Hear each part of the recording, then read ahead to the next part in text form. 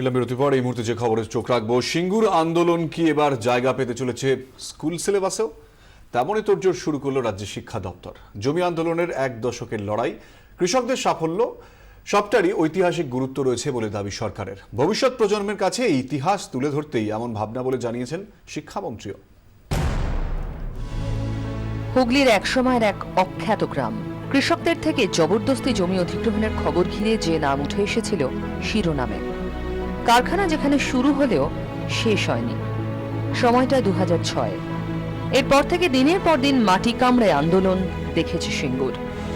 মমতা বন্দ্যোপাধ্যায়ের 26 দিনের অনশন, কখনো কলকাতায় কখনো সিঙ্গুরে বসে আন্দোলন বিক্ষোভ, তাও দেখেছে 10 বছরের লড়াই। হাইকোর্ট হয়ে সুপ্রিম কোর্টে পৌঁছে যাওয়া মামলা এবং সেখানে অবশেষে লড়াইয়ের সাফল্য।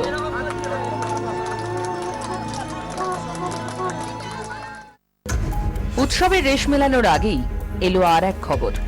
এবার স্কুলের পাঠ্য বইয়ে ইতিহাসের পাতায় সিঙ্গুর আন্দোলনকে জায়গা করে দিতে উদ্যোগী রাজ্য।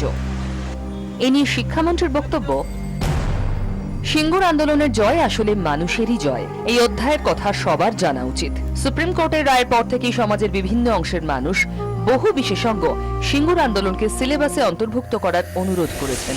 তাদের পরামর্শ মেনে নিয়েই শিক্ষা দপ্তর ঠিক করেছে এটি স্কুল স্তরে অন্তর্ভুক্তির জন্য প্রস্তাব পাঠানো হবে সিলেবাস কমিটিকে।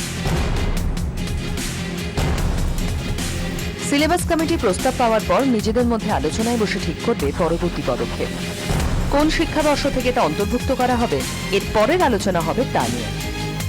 সাম্প্রতিককালে কোনো গণ আন্দোলন এইভাবে সর্বোচ্চ আদালতের স্বীকৃতি পায়নি। তাই এটা মানুষের শেখা উচিত, মানুষের জানা উচিত। তাই পার্থ চট্টোপাধ্যায়ের এই সিদ্ধান্ত আমি মনে করি একটা সঠিক সিদ্ধান্ত। শুধু এ রাজ্যে নয়, গোটা দক্ষিণ পূর্ব এশিয়াতেই সিঙ্গুর আন্দোলনের প্রভাব সুদূর প্রসারী বলে মত সিলেবাস কমিটির চেয়ারম্যানেরও। আমি মনে করি যে আমাদের মুখ্যমন্ত্রী মমতা বন্দ্যোপাধ্যায় এক্ষেত্রে একটা ঐতিহাসিক ভূমিকা পালন করলেন।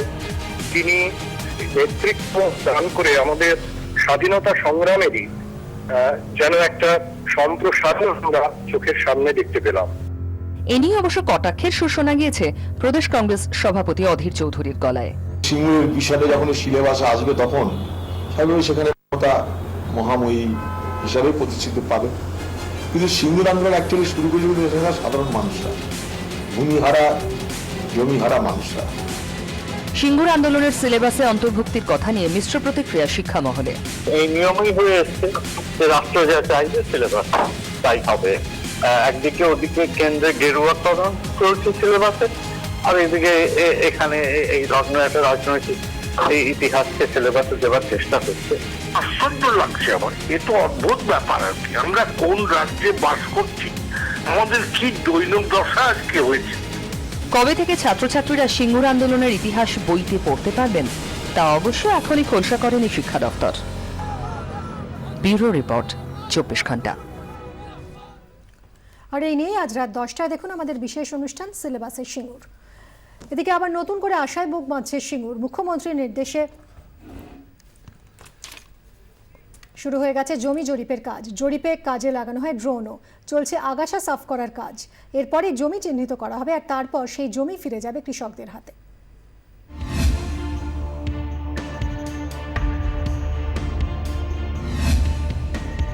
10 বছরের অপেক্ষা, কাঁটা তারের ওপারে থাকা জমি, নিজের জমি, একদিন যেখানে সোনার ফসল ফলত সেই জমি। 10 বছর সেই জমিতে হাত পড়েনি। সুপ্রিম কোর্টের নির্দেশের পর ফের একবার প্রাণ ফিরে পাচ্ছে সিঙ্গুর। চাষযোগ্য করে সব কৃষককে ফিরিয়ে দেওয়া হবে জমি। বৃহস্পতিবার ঘোষণা করেন মুখ্যমন্ত্রী। শুক্রবার থেকেই সেই মতো কাজ শুরু হয়ে গেল। মাননীয় মুখ্যমন্ত্রী সিঙ্গুর নিয়ে একটি মিটিং ডেকেছিলেন। তিনি মোটামুটি দায়িত্ব দিয়ে গেছেন যে এখানে প্রতিদিন কিভাবে কাজ চলছে না চলছে একবার এসে খোঁজ খবর নেওয়ার জন্য। সেই খোঁজ খবর নিতে এসেছি। ইতিমধ্যে পার্থদাকে রিপোর্টও করেছি যে আমি আসছি এবং ওখানে শুরু হয়ে গেছে। সকাল 8টা বাজার আগেই সিঙ্গুরে পৌঁছে যান সরকারি কর্মীরা। এরপরেই সিঙ্গুরে পৌঁছন জেলা শাসক সঞ্জয় বানসাল এবং এসপি প্রবীণ ত্রিপাঠী। ভূমি ও ভূমি রাজস্ব দপ্তরের অফিসারদের সঙ্গে বৈঠক করেন জেলা শাসক এবং পুলিশ সুপার। প্রশাসনের তরফে ঠিক করা হয়েছে প্রথমে জমির আগাছা সাফ করা হবে, সেই জন্য ঘাস কাটার যন্ত্র আনা হয়েছে। নিয়ে আসা হয়েছে 4টি হারভেস্টার মেশিন। কলকাতা পুরসভা থেকে আনা হয়েছে আধুনিক প্রযুক্তি যন্ত্রপাতি। আকাশপথে জমি মাপতে নিয়ে আসা হয়েছে ড্রোনও। কাজ শুরু হয়েছে গোপালনগরে। 997 একর জমিতে সবচেয়ে বড় সমস্যা আমার পেছনে যে দেখতে পাচ্ছেন, এই গাছ আগাছা হয়ে আছে গোটা জায়গায়, এটাই হচ্ছে সবচেয়ে বড় সমস্যা। যেটি বলেছেন এই ঘাসগুলো যেগুলো আছে সেগুলো পরিষ্কার করতে, মানে মেশিন দিয়ে কেটে দেওয়ার জন্য। আর সরকারিভাবে এই তৎপরতা শুরু হতেই ফের একবার স্বপ্ন দেখছে সিঙ্গুর। মাঝে মধ্যেই বিভিন্নভাবে ঢুকে জমি, সেই পাল্টে যাওয়া জমি, সেই আগের জমি আর নেই, সেই পাল্টে যাওয়া জমির সেই জায়গাগুলো কি দেখি, যে আবার ভালো লাগার সাথে কান্নাও হয়েছে যাচ্ছে আনন্দে। চাষ করবো নতুন করে এই আশায়। 10-10টা বছর খণ্ডাহার হয়ে পড়েছিল এই জমি। বর্ষার মেঘ কেটে গিয়ে আকাশে এখন শরতের সোনাঝরা রোদ। সেই সোনালি রোদেই ফের আশার আলো সিঙ্গুরের চোখে। প্রজেক্ট এরিয়ায় ছড়িয়ে ছিটিয়ে থাকা কাশফুলে সিঙ্গুরে এখন নতুন দিনের আগমনী সুর। 24 ঘন্টার জন্য বিধান সরকার ও কমলিকা সেনগুপ্তর রিপোর্ট, সিঙ্গুর।